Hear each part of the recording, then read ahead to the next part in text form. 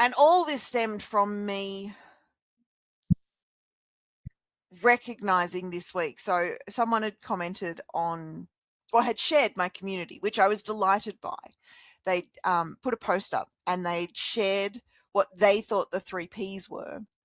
And I realized that they were not the same 3 Ps that I had. They were pretty good Ps though. I was going to say they're good Ps. Yeah. There was part of me, I'm like, oh, maybe I upgrade and elevate. Like, just, oh, look, shiny thing. Let's rebrand again. But there's this moment of realization where I went, am I going to correct that? Do I need this to be right? And it say what my 3 Ps are from my perspective. So I think the 3 that they had was participate, progress, and be present, presence. So if we're going to pick 3, I was going to say, if we're going to pick 3 other Ps that go with my community, I'm more than like those. I can live up to those 3 Ps. And so they weren't accurate for the way that I normally speak about the 3 Ps, but were they 3 Ps that were meaningful and that our community lives up to? Yeah. And the answer to that was a very clear yes.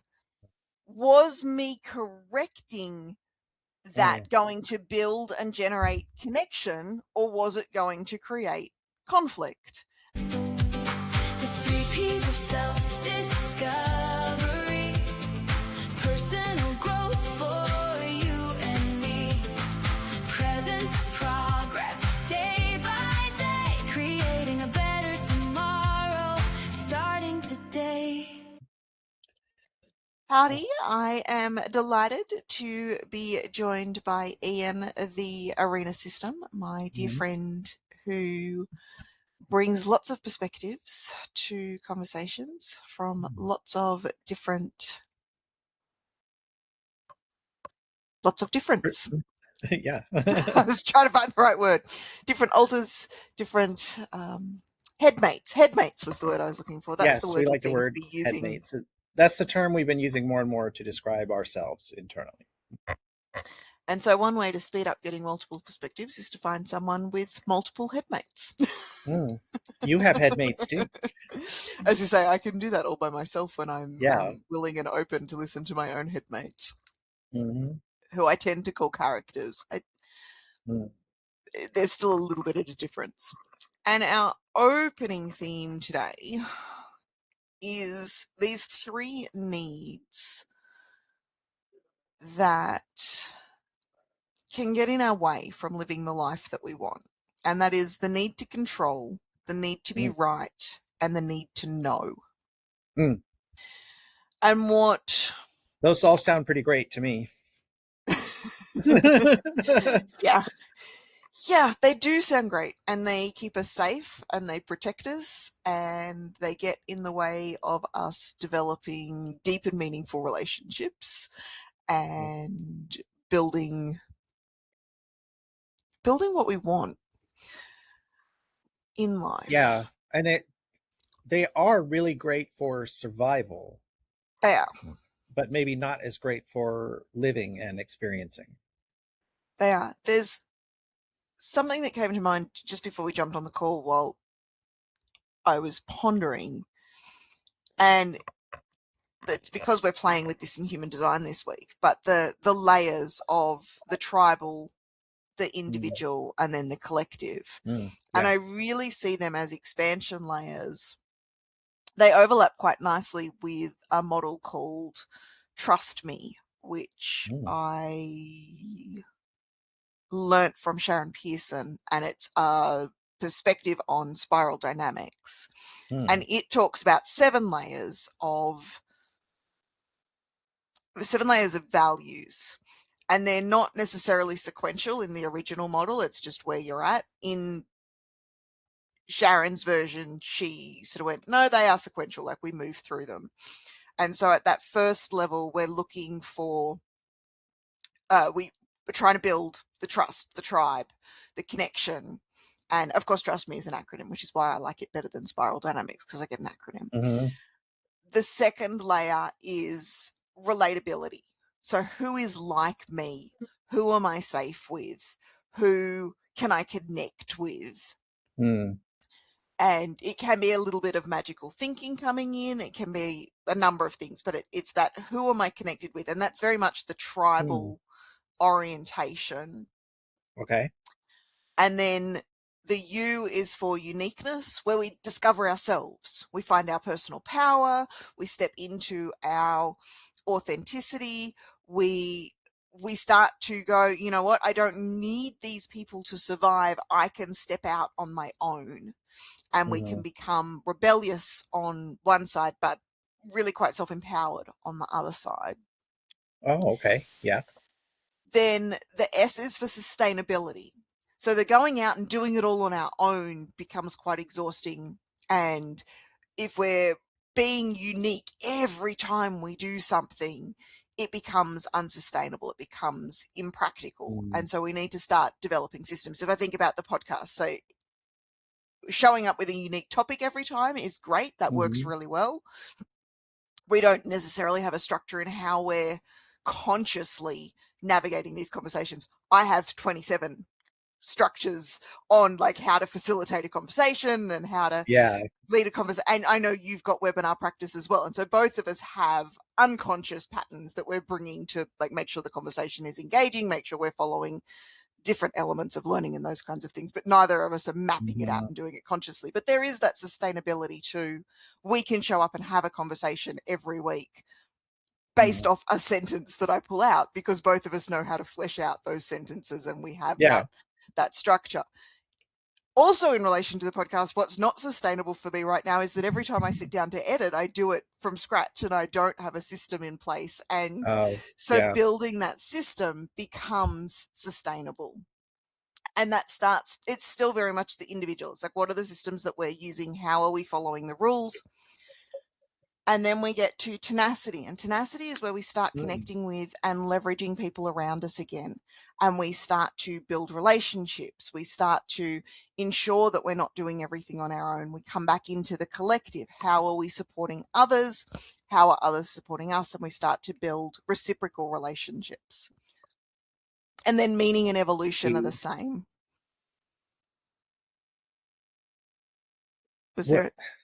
We get images in our head when we hear the word tenacity of like a tiger with sharp teeth not letting go of its prey, like almost something violent.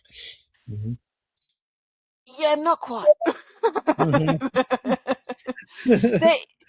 There is that willingness to persist. Stubbornness would definitely be a part of tenacity, which is what I see in the image that you're describing. To me, the tenacity level, it's so long since I've unpacked all of these. The tenacity level is the expansion. It is where we start to,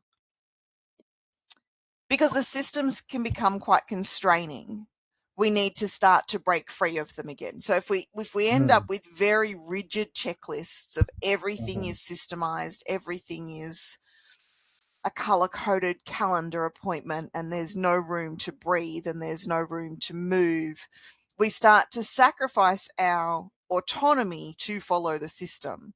So we broke free from the attachment to find autonomy, and now we've kind of pushed ourselves into something else that is suppressing our autonomy, and we're now not following other people's, but we're following this consistency drive. I think it's one of the reasons that consistency. So the systems and sustainability, if we're in pure systems level, there is no authenticity. There is no autonomy. It is just, this is the checklist, follow the checklist, do what you're told. And so the tenacity is, it's again a break free of the constraints generally that we've made for ourselves. And so it's that step back into autonomy and authenticity, but from a place of the collective rather than the individual. So at uniqueness, we step into a lot of I, and I can do this, I'm better than you, I can break free, I can do this on my own, I am empowered, I have power. That's probably more where I would see a tiger. And then the tenacity is the, well, I can who wants to come with me, and we start building up. We can build Okay. this together. We can grow together. So if we think about the podcast, we get together, we have amazing conversations. My sustainability and my replicability of the editing wasn't working well, and I went, well, how do I leverage that? And so we set up a co-working session for afterwards that we will both take advantage of. And so it's that break free of my very, very poor strategy, because everything is a strategy, and I was following a system. It just wasn't one that was serving me in terms of the editing and getting the podcast up. Yes. It's kind of like how we say you're always running a program, and that program is the one that was designed to get you exactly where you are right now. Yes. I use the word strategy, but the message is the same. It's like everything is a strategy, and wherever you got to, there was a strategy to get there. And if you want to scramble that strategy, you'll get different results. If you change the program, you'll get different results. And so whatever results we're creating in moment to moment, but even on a bigger picture in life, in business, in relationships, it's all a strategy. And so when we can decode the strategy, we can then start to change. And you only got to change one piece of it and you'll get a different result generally. It's, it's navigating, is this getting me the results that I want? And sometimes it's navigating the other results that you actually, other results you say you want, the results that you actually want, or are you just buying into somebody else's desire for results? So the trust me model gives us those three layers. So the T and the R are very much the tribal layer. The U and the S are the individual. It's like, how am I self-empowered and how do I follow systems? And then the T and the M, the tenacity and the meaning, is how we then start to engage back in the collective again. And all of that then comes back to these need to control, the need to be right, and the need to know, which is going to play out differently at different levels. So in those early tribal levels, we need to know we are safe, and we need to know that you are safe, and we need to know you, because familiar is safe. And that's not entirely true, but at that tribal level, that's how we see it. It's like, what is familiar is safe. Whereas when we get to the individual, it's what is empowering becomes safe. What is allowing us to be authentic becomes safe, and we change the rules. It's not necessarily what's familiar, it's what is authentic. Yeah.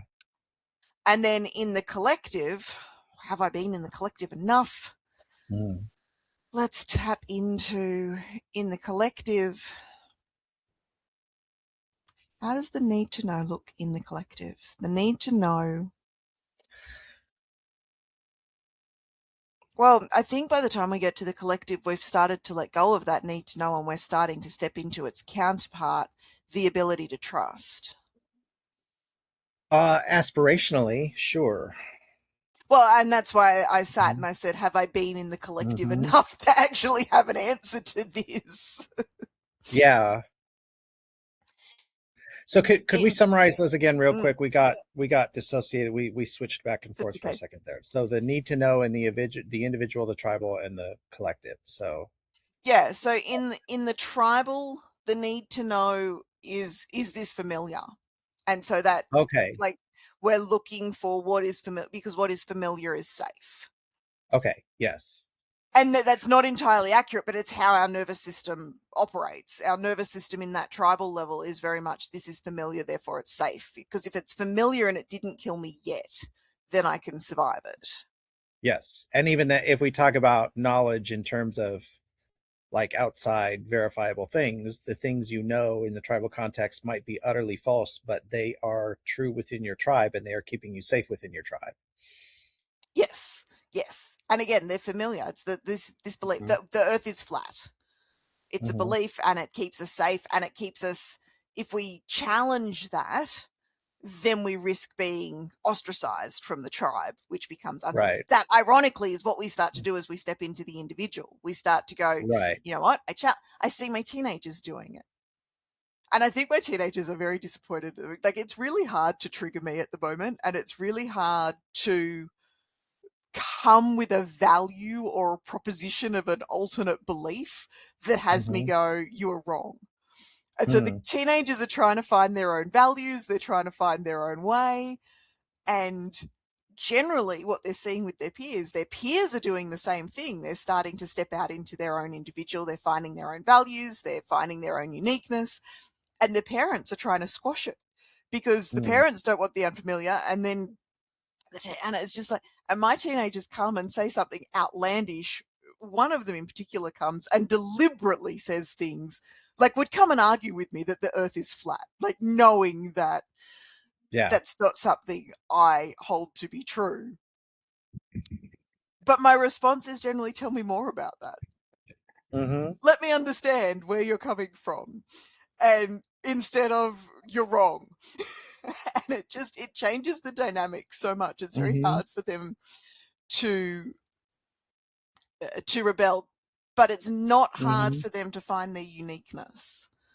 And I think as parents, that's one of the pathways that I love knowing about, is that it is age appropriate for my teenagers to stop relying on what's familiar in our house and step into their uniqueness, to step into their authenticity, to step into their autonomy.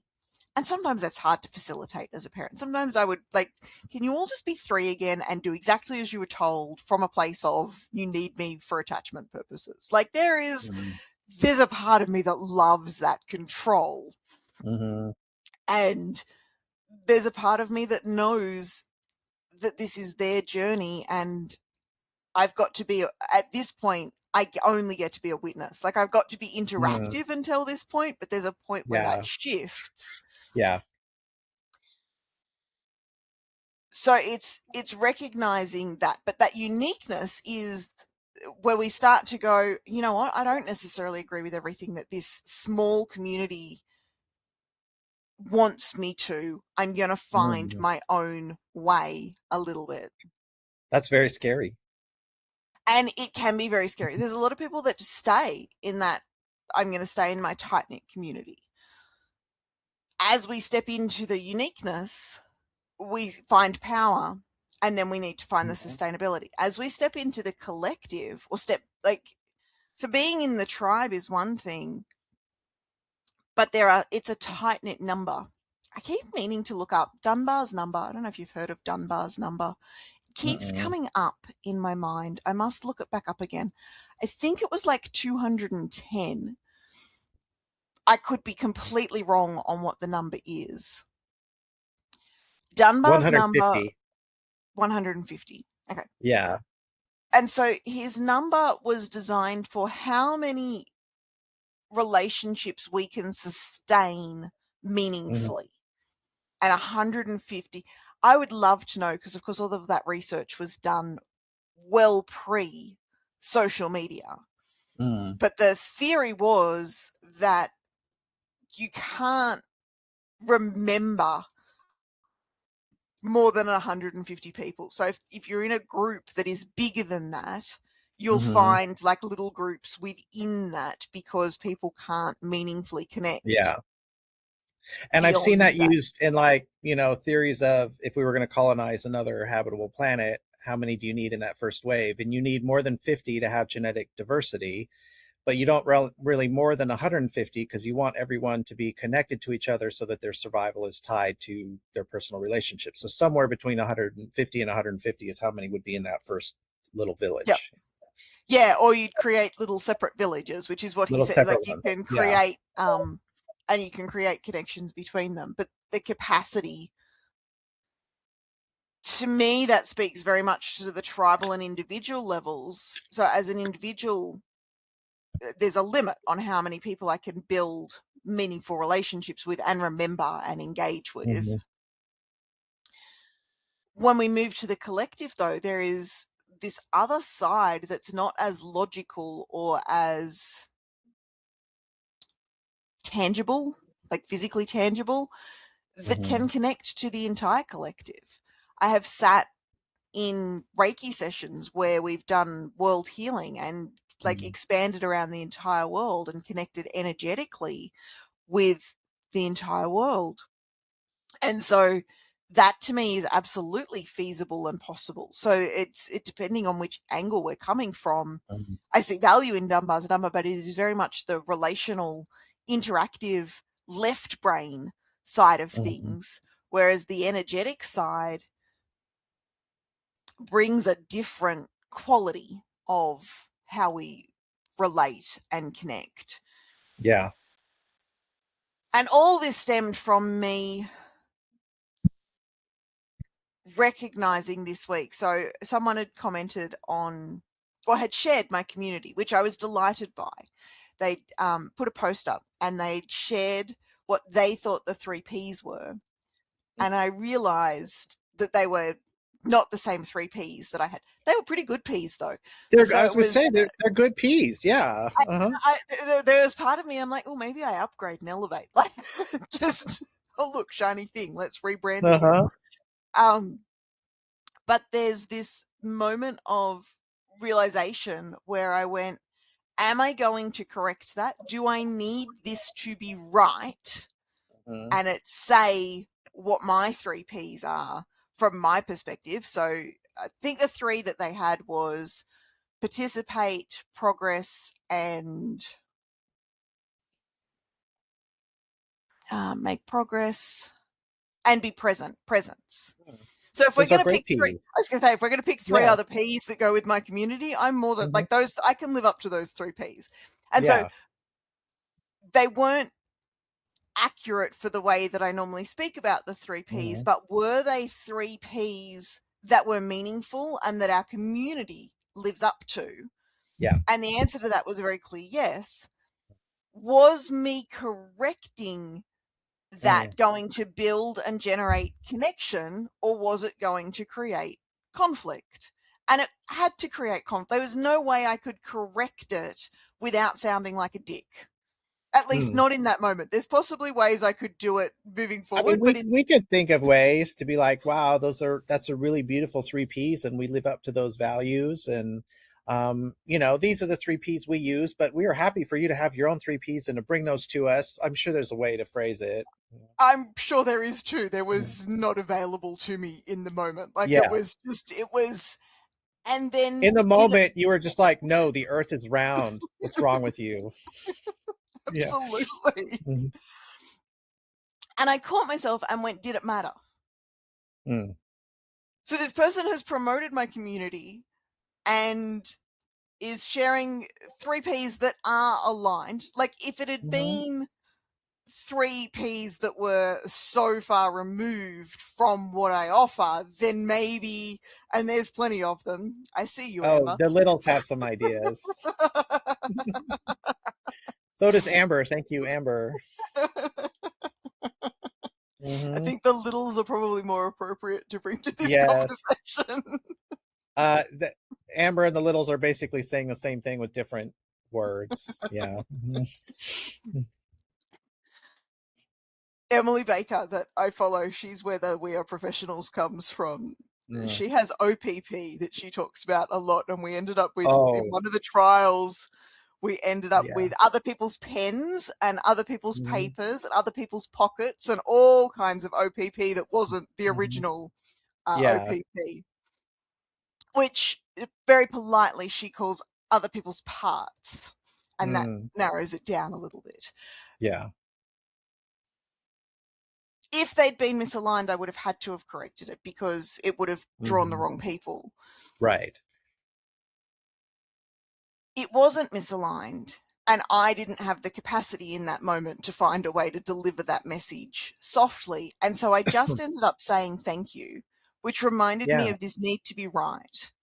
And when we have the need to be right, which I do, like it's one that lives quite strongly in me. And I keep seeing articles about how people with autism have that more deeply and feel it differently.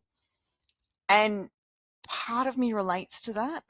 And there's another part that goes, is that just us justifying that need to be right and putting a frame around it. Now, I like things to be accurate. Accuracy matters. And I like to be able to have connection with people. And when we come in with correction before there is connection, then we tend to lose the connection. Yeah. We, that's something we've worked on a lot, certainly over the last year, becoming aware and sober, but even in the year leading up to that. Because coming out of government where we were a white collar prosecutor, like being right was like we would go. Oh, that's beyond identity. It's living and safety and everything. Yeah, it's, you know, you had to be right. Right was how you won the cases and brought in the money, and, you know, and yeah, so we had to be right everywhere. And now we have some friends now, some dear people that we absolutely love, and occasionally they say things that sound to us like batshit crazy nonsense. Yeah. And we're just like, oh, wow, that's cool. And then we just redirect the conversation because our relationship with the person is beautiful and wonderful and so much more important than, and then plus then what would be the point? Okay, so let's say, first, you don't convince people, you typically, but let's say we did convince them. In order to what? In order to make them feel bad? Yeah. Right? I well, mean, and that was what I thought. I'm like, what's the purpose of correcting this? Does it matter? Am I going to be able to do it well? And what's the outcome going to be? This person just promoted my community and was raving about what they discovered. Yeah. And I'm like, if they've got, and then where I settled was if they don't know what the 3 Ps are and think those are the 3 Ps, that's on me. That's on, I was just thinking that's on you. And that's a great learning opportunity. And the way they described it is still going to attract aligned people who are a good fit for the community. Well, and then, yeah, that was like, well, maybe I do upgrade the 3 P. Like, that's who I want to attract. People that want to participate, they want to be present, and they want to make progress. Like, maybe those 3 Ps are way better than the 3 that I've been promoting. Now, the patterns, profiles, and perspectives aren't going anywhere. They potentially sit further back, though. Am I looking to attract people based on logic, or am I looking to attract people based on emotion? Because the logic is the patterns, profiles, and perspectives, but the emotion is the participation, the progress, and the presence. And so but yeah, it was very much this, am I going to let my need to be right override this possible building up connections, this engaging with others, having people, and there was 2 new membership requests this morning. I suspect they both came from that post. Yeah. And so the burning things down for the accuracy doesn't seem wise. No. And my entire nervous system rebels at letting something inaccurate. Now, was it inaccurate that those are 3 Ps that we live in the community? No, which is how I managed to soothe my nervous system, because I could convince myself that they were accurate enough. Had they been completely inaccurate, I doubt that I would have been able to suppress that need to correct. And it does compromise connection. Yeah. I could see possibilities of where being right helps the connection in terms of, like, if the person's wrongness is something that's going to hurt them. Like, if my buddy thinks I have a magic ability to jump off the roof and fly, I'm going to try very hard to convince him that's incorrect. Yeah. Well, and we tend to start with doing that from the place of connection rather than correction. Yes. And if we had to do this last week, I think we told you one of our friends went in the hospital, and he was like, he was, thank goodness when he got in, he signed off to let us talk to the doctors about his case because he was mentally unstable at the moment.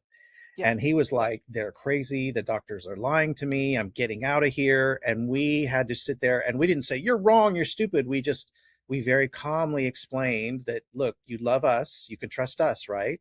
And we're telling you, these doctors are not lying to you. This is what they're saying. This is why they're saying it. We went and verified, he's like, no, there's poison in that bag they're giving me. Like, something had snapped in him, right? And we were like, no, look, we just read the bag. We know what's in there. You can, so we had to keep convincing him that he was wrong because we love our friend and wanted him to survive the day. Yeah. Which was built on connection and then correction, is I'm hearing accurately. And so when we can connect first, then, and when we're talking about a post in a text-based community, connection takes a little bit of time and energy. Like it's not easy to, when you're present with someone person to person, it's easy to energetically connect and I'm here for you. It doesn't take long to necessarily build up that connection, particularly in relationships that are well established. Like if my husband had to connect with me to then give me a correction on something, he could do that in 30 seconds because we've been building that connection for longer than I can count, 20 something plus years. That oldest child is 21, so it's got to be at least 21, 22 years. Hey, we ain't here to judge nothing. There was a couple of years before we had child. That building the connection, re-establishing connection is reasonably easy. Though the other day in the car, I was not doing a great job at it when I was attempting to correct something that he was saying, and I did get consumed by this need to be right. I'm like, you are wrong, and you are saying it wrong, and there was not a huge amount of connection left at the end of that conversation because I was very caught in correction energy. Driven by differences in processing. And I was reminded why. So one of the things that I love to do is map out every possible worst case scenario and have a solution to it. So interesting. And I've had people that have challenged it. I was very validated. I do like some confirmation bias. The other day when I was reading a book, and she said that there's 5 types of visualization, and one of them, I can't remember her name for it, but it was like the pessimistic problem-solving visualization. And I felt very validated that she included my worst case scenario agonizing as one of her visualization techniques. Okay. Yeah. And the majority of people that I share it with, it's like, well, I don't know that that's good. It works amazingly well for me. Whether it's good for me, whether it's effective, whether it would work for others, I have no idea. But it has been working if it works well for you, for me. For us, imagining true worst case would be dysregulating. But we do try to imagine realistic worst case. Yep. And then be like, oh, okay, realistic. Right. So, I mean, you kind of know all the stuff we've been dealing with recently. And our realistic worst case scenario is that 2 weeks from now, we are living in a comfortable place with a roof over our head and food on our belly and within walking distance of the main things we need every day. Yeah. So things, little things, sometimes I do go to the extreme, not quite to the extreme of having tinned food and what's it called, apocalypse day preparation stuff. I'm not quite at that level in terms of I have been in the past, so there's no judgment for those that are. It's things like, if you run this event and no one shows up, how are you going to handle that? If you record a video that's 45 minutes long and then realize that you were muted the whole time and there's no sound, how are you going to handle that? Oh my God. Yeah, you're that trying one to give me a panic attack. Oh my God. that one's not an imagined one. That's something I did a week and a half ago. Yeah. And when you were doing your thing? No, it wasn't the summit one. It was one of the other, I can't even remember what it was for, but there were several videos that I recorded and none of them had any sound, and I didn't realize until afterwards. I was quite cross with myself. But I also, because we have done that where we've done pre-recorded content for courses we sell, and then we do it and we're like, we had selected the wrong microphone, so there was no sound, or Yeah. and you're like, Yeah. oh. So yeah, the worst case is we had to do it over again, Yes. which is super annoying and totally survivable. And totally survivable. And I think Yeah. that's why I like it. So I definitely get the little bit of dysregulation, the heart racing, the concern, the Mm-hmm. stimulation. I also thrive in that space. Like I'm weird. And I've heard it said about people with ADHD. It's like people with ADHD, put them in a crisis situation and they're like running the show and can direct traffic and can navigate everything. Make them Yeah. send an email and they're screwed. Like it's this contrast. So I tend to thrive in Yeah. chaos. And we come back to what's familiar. My nervous system sees chaos as familiar and comfortable. And if I'm having to navigate the complexities of human relationships and dynamics to my nervous system, they're like, oh, this is familiar and comfortable. Mm-hmm. And so I thrive in that space. And I think that's why I like these visualizations, because it allows me to get a little bit of dopamine without having to have the consequences. So imagining the worst case scenario is far better than living the worst case scenario. And I still get the dopamine hit and the adrenaline rush and all of those pieces. You got to know your own system, and everybody's going to have different preferences. Yeah. I have no idea how we got here. How do we get anywhere we go? Trying to trace back the threads at least a little bit. I don't think that was directly related to the need to know. I think I went on there was another piece in there. I don't know what it was though. Well, I mean, need to know. It isn't a need to know. It's a desire to know. Although maybe, I don't know, maybe it is a need in the same way that attachment and authenticity are needs, and it competes with.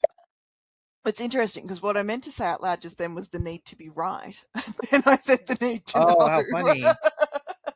Well, both of them, I mean, and they do, like the need to know, I guess it's a need, like I need to know that when I sit in this chair right now, it's not going to collapse underneath me, because that's a physical safety issue.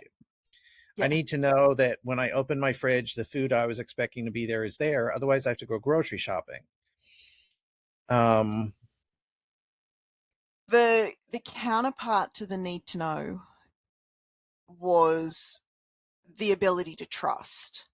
And so the examples you're giving, so maybe not so much the fridge, but the sitting on the chair, because you don't necessarily know for certain that chair is not going to collapse, but you do trust that it won't, and then you can sit on it and you start to know. But yes, until I believe with high confidence based on empirical evidence that it's not going to collapse. Yeah. Yeah, which comes from a place of trust or truth, or it's where we get consumed by the need to know that doesn't serve so many of us is we need to know the outcome of something before we'll take the action. And often we can't. Will this work? No. I don't know. And that's why we like thinking in bets. Yes. Yes, so the thinking in bets definitely sits on the taking trust and the probabilities but we don't have absolute certainty. There's very little that we can have absolute certainty for. Now, a lot of people do have absolute certainty for a lot of things, and they will lock things in. And yet is the sun up yet? The sun is up. I would hesitate to bet that the sun was definitely going with 100% certainty. Now, with a 99% certainty, absolutely. Like the probability of the sun coming up tomorrow the same way that it did today is reasonably high.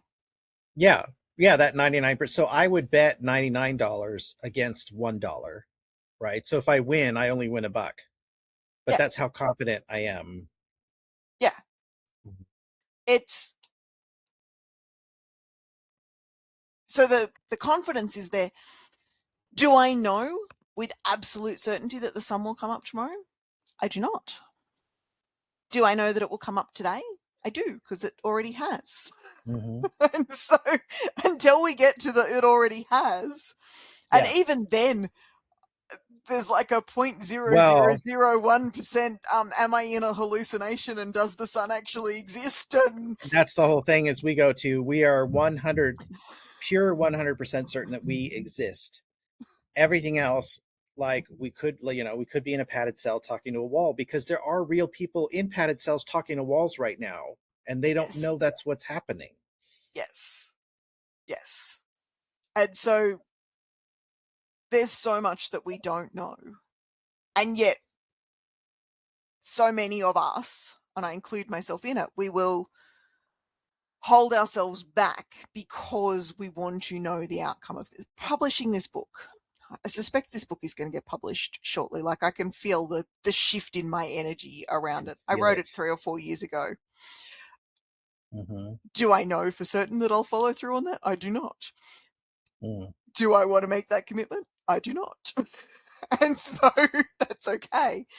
But I don't know what will happen on the other side of it. I don't know what will happen on this side of it, quite frankly, in terms of whether I'll follow through on it and whether I think the last time I read through it, I went, this should be published. And not yet. Like, there was a hesitation. There was a piece that held me back for whatever reason. I would love to know, if I publish this book, what the outcome will be.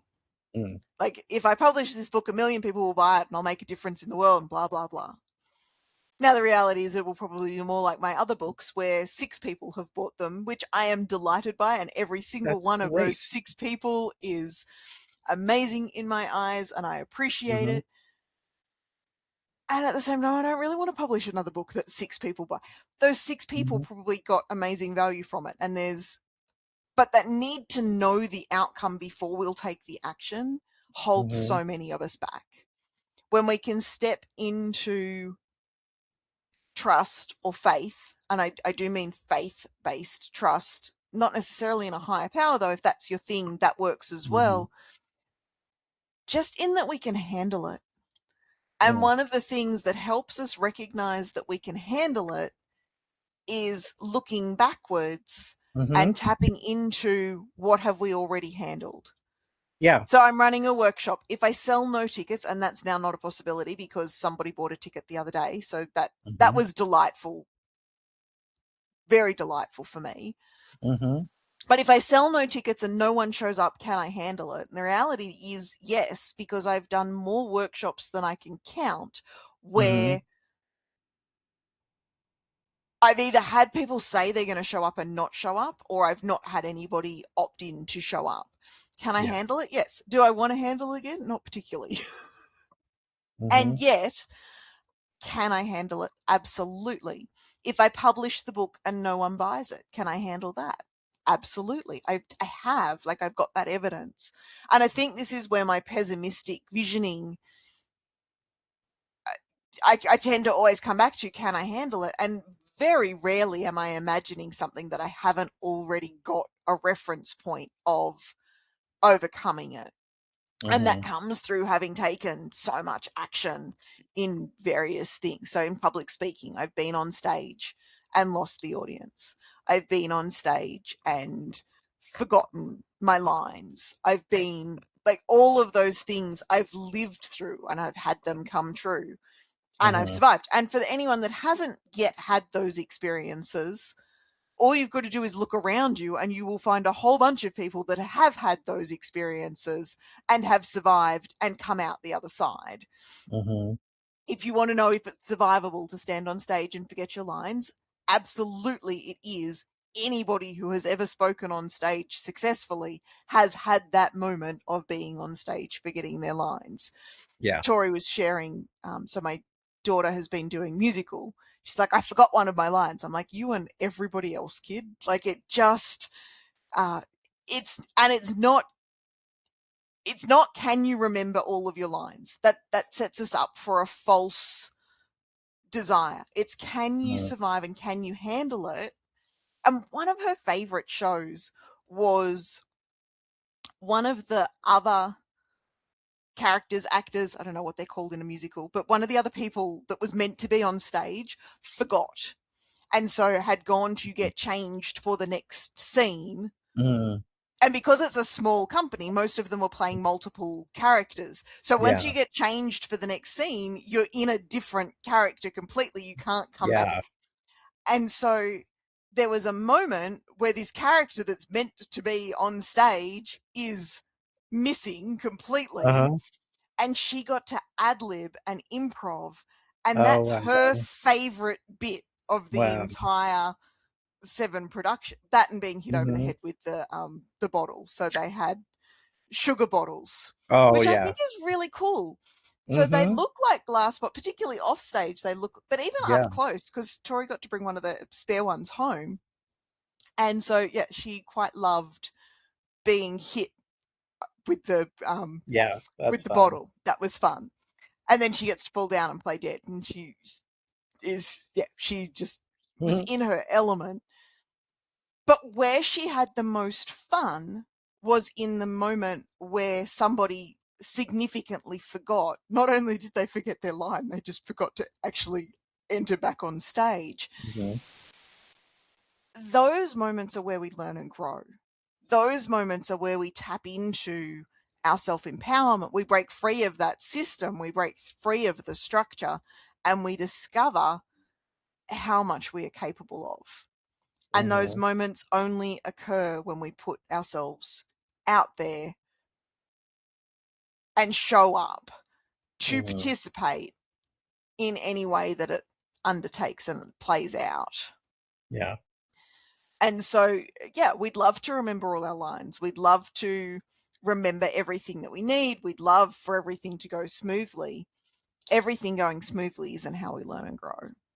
No, and she would have had a hard time if she needed to be right in the moment.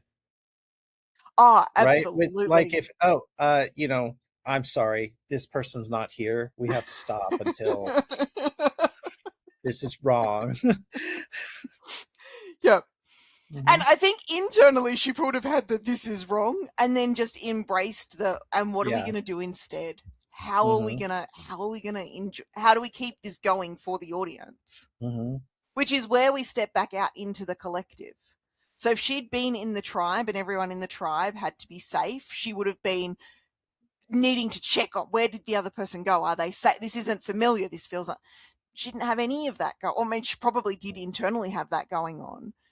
If she was in that space of, I need to be right, this needs to be accurate in the individual level, it wouldn't have played out. But the mindset was, we have an audience and we're doing this for the greater good. It doesn't need to be right. It needs to be entertaining in that scenario. Now, it doesn't need to be entertaining everywhere, but in that scenario, when you're standing on stage and you've got a paying audience, it ideally needs to be entertaining. And so that's what she stepped into, was how do we continue this? And it needs to be like, you don't want the dead air on stage as such. There's something happening every moment on the stage. Yeah. And I noticed on the last night, there's a scene where one of the girls runs off stage and she has to get changed, and he becomes her husband at the end, but he's pacing across the stage very, very slowly and meandering and just musing out loud. And some nights it was really quite short, and I had thought it was because he'd forgotten his lines, and some nights it was really quite long. The last night it was really quite long. Yeah. But what I noticed on the last night, because I had the privilege of watching the show 3 or 4 times, was the conductor signaled when to end the musing and sit down. And what I imagine the conductor could see that we couldn't see off stage was when she had got back into being off the wings to come, because she had to change. And so what he's doing is filling in that time for her to get changed. And some nights that was quite quick, and some nights it was a little bit longer. And so he's musing on the stage. But that very much steps into a level of trust. I trust at some point she will appear back. and I need to continue maintaining momentum on the stage. And so you can do that when you trust that at some point it's going to end. And I imagine he had enough ad lib and they would have practiced for quite long periods of time. And he's just re-singing the songs from earlier in the musical. Like there's plenty of things for him to sort of muse over and ponder with. When we can trust that the character will come back, when we can trust that we can handle if we forget our lines, when we can trust all of those pieces, and whatever that is in your own life. Like, I'm guessing most of us aren't out there performing musicals, but when you can trust, but there's something you can look at, and it is trust, but it's also trust based on evidence, right? So that, I think in the beginning it had to be trust for me based on not evidence. Like now it's definitely trust based on evidence. True. And so for us, it's evidence now because the last few weeks we've done the hard things. Yes. And we've met the hard things face on, and we've stayed sober and regulated, and we've caught our thought patterns, and we are planning for the future. And so we have proven, we just did a whole journaling on this last night, that like, no, we can do this for real. Like even when the universe spends 2 weeks punching us, we know that we can take the punches and still do the hard things and still make the right choices and still be excited about the future. Yes. And I think in the beginning, the visioning was how I built that trust. I'd overcome it in my imagination, and the unconscious mind, our nervous system, doesn't know the difference between real and imagined. Right. And so initially, though all of us have overcome hard things. If you've got to adulthood, you've overcome something hard. Like, as I think back, like my standing on stage, my first moment of surviving failing at that was in year 4. Wow. Like I got up, I don't even remember the limerick. I used to remember the limerick, but I got up and I told a limerick on the stage. Oh. And no one laughed. And see, now I'm enraged rather than sad for the little Amy. Because nobody laughed. My parents were in the audience. They should have, whether they thought it was funny or not, which is why I've gone to enraged as opposed to, like, it was sad for little. Now I'm pissed. Because even if you don't think it's funny, laugh. Like, not for everybody. The other kids in the school, obviously, kids are on a, they're not going to come with that. But my parents could have laughed.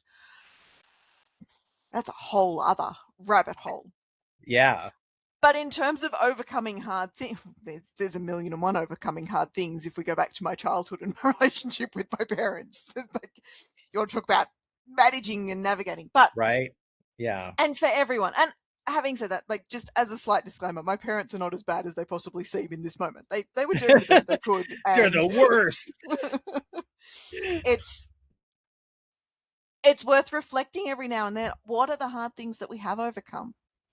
And yes, it felt bad in the moment. And this is where the bar needs to be set to, did we survive?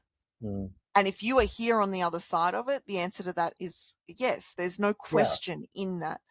Whereas so many people, and probably myself included at times, ask, did it feel good? And it's not, did it feel good? Because there's going to be a ton of stuff in life that doesn't feel good that we still overcame. And even, like, was it good for me? I suspect there's a dozen things that I would say no to that, but I still survived. I'm sitting here, I survived. And yes, we can all do hard things. We can all, so much more than we realize we are capable of in mental, emotional, and physical capacity. And when our survival is on the line, and the problem that we've created for ourselves as a society is that so often we say that survival is on the line. It's really not. Sending the email is not the same as fighting the saber-toothed tiger, but my nervous system doesn't seem to recognize that. I would almost rather fight the saber-toothed tiger. Sometimes, you know? Well, and so the thing with fighting the saber-toothed tiger is that our nervous system kicks in a whole bunch of other chemicals and a whole bunch of other elements. So when we were putting out the fires, we had bushfires here a couple of years back, and I'm still not particularly physically fit. My capacity physically in that moment was far beyond what one could get me to do today, unless you put another fire in front of me. Like the ability, because it was survival. Like it became, and it really became survival. There was a point where I'm like, okay, I think we've done what we can. This is starting to get really quite hot. It's time to get in the car and get out. And I looked up, and we live in a dead end street, and there was a firewall between us and the other, like the exit. I'm like, well, apparently we aren't getting out. But in that moment, what my nervous system did was give me all of the chemicals, adrenaline, whatever it is that it purges, like rushes through it. And I found that extra bit of strength, and we were stomping flames, and we were like, the hose was ridiculous. And every now and then it must be time to start thinking like proper fire protection again. And we must be up for, it's sort of every 5 to 10 years we get a decent sized bushfire here. The bush overgrows. I don't think it'll be this summer.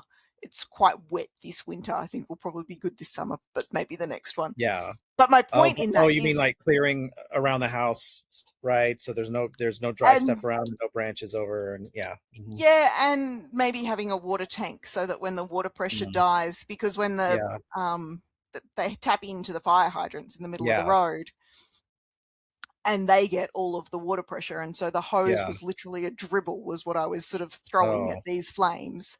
And stomping on them worked better than the hose in the end. The resilience that comes through in that moment, though, and in that moment, my body and my nervous system went to, we're in survival mode, whereas the email conjures the fear. It doesn't conjure the adrenaline and the ability. So the nervous system kind of goes, well, this is life-threatening and you don't need anything to survive. Like it creates a weird... And so fighting the saber-toothed tiger, we get all of the stuff that we need to survive. But even and we found for us, like when we're in literal life or death mode, we're almost more calm. Yes. Because our nervous system is like, well, if we debilitate you with fear, you'll die. So we have to make sure you have all the tools you need, including the tools to regulate your fear in the moment. Yes. Right? I remember someone asking me, as coaches do, it's like, weren't you scared? I'm like, I was not connected to any of that in the moment. It was pure survival. Oh, but how did you feel? I wasn't feeling. The feeling, thinking was shut down and disabled for my protection. Coaches are weird sometimes in what they ask. There was one... Coaches are weird. I put myself in that bucket too. There was one, I had a car accident a couple of years ago, and there's like a space that I can't remember. So I remember seeing the car, and I remember opening my eyes on the other side of what was reasonably significant accident. The car rolled and spun, and I should never have walked away from that without any injuries, and I did. And I am deeply appreciative of that. And I had a coach say, I could help you restore those memories. I'm like, what? Why would... What? Why? She's like, and I don't need to restore those memories. I'm quite content in not having sound or sight or any... No. Sometimes what is the because point? we can does not mean we should. We've had the same thing, there's some in the healing world or hypnotists who have been like, well, we can help you access the memories that your trauma holders are holding. And I'm like, so that we can what? Yeah. There's a reason our system is set up the way it is. Yeah. Right. Yeah. And if at some point the system decides that you need to navigate and see that, the system will let you. We need to be the gatekeepers of that. not somebody if else. as the host I need the memories, then I have enough knowledge of what, like, I have the gist of the memories so that I can And that's all you process need. and function. And and the trauma holders now, modern therapy, there's ways for them to process those memories in therapy without releasing them to the system too. Yeah, absolutely. And, I mean, one of the things that we're starting to do better in the therapeutic world, not that coaches are meant to be in the therapeutic world, but in that realm, Mm-hmm. is allow the emotional processing without getting consumed by the story. Mm-hmm. And allow the emotions to release without having to need to retell everything. And I think that's such a powerful space to be in. What strikes me, to bring us back to topic, is that all of these coaches and therapists and healers and whatever they are projecting their need to know onto others. It's like, I need to know. No, you don't. When the snake came into our house having bitten our kitten, I'd like to know how the snake got into our house. I'd like to know whether it came in through the door or whether it came in through the cage. I suspect it came in through the cage. Now, I'm never going to know. Like, there is no, unless I observe another one coming into the house. But even then, I don't know whether the first one did it the same way. No. Mm-hmm. In that moment, though, the need to know was completely irrelevant. What I needed was to contain the snake and to get the cat to the vet. Yeah. How the snake got in, why the snake got in, why the cat thought it was a good idea to fight with the snake. And based on what the vet said, probably got bitten 3 or 4 times. Like, it was a good fight with the snake. Yeah. And the kitten is fine. For anybody concerned about the kitten, the kitten is well and truly fine. Oh. He is a little terror. Yeah. He's lovely. He's very sweet, and he is a little terror. And he's not really a kitten anymore. He is a big fat cat. He often sits on the heat event over there. I'm like, is he stealing my heat? He quite often sits. There's one heat event that pushes air into this room, and he steals the heat. But that need to know how all of that arose is irrelevant. In the moment, I didn't need to know. In the moment, we needed to contain and get treatment for the cat. So I cornered the snake and called the snake catcher to come and collect the snake. And my husband and son took Leo to the vet, and he was fine. But even now, I don't need to go back to know. Like, I can go back and can I handle hard things? Absolutely. And when life-threatening danger occurs, and so I think for me, it's building up, okay, this isn't life-threatening, and I still need to be able to show up in a way that is functional. How do I activate I can do hard things for things like sending an email where the nervous system won't necessarily get us there? Yeah. We've been talking for a while. I feel we've covered a lot. And it wasn't necessarily on our original topic, which I think I'm going to give up. It's like phrasing the original topic at the beginning. Yeah. No, it's just a conversation starter. That's it. It is a conversation starter. Letting go of the need to be right, allowing ourselves to have connection over correction. And then if we have to correct, build the connection first, is what's coming up for me as a key insight that we could take away from this. Is there anything you want to add before we wrap up? Nope. Beautiful. Thank you very much for coming and conversing with me today. For those of you watching, if you want to get involved in the conversations, if you want to access more conversations, then come and join us in the 3P community. The 3Ps might be patterns, profiles, or perspectives, or they might be participate, presence, and progress. You choose. We'll see you over there. Bye.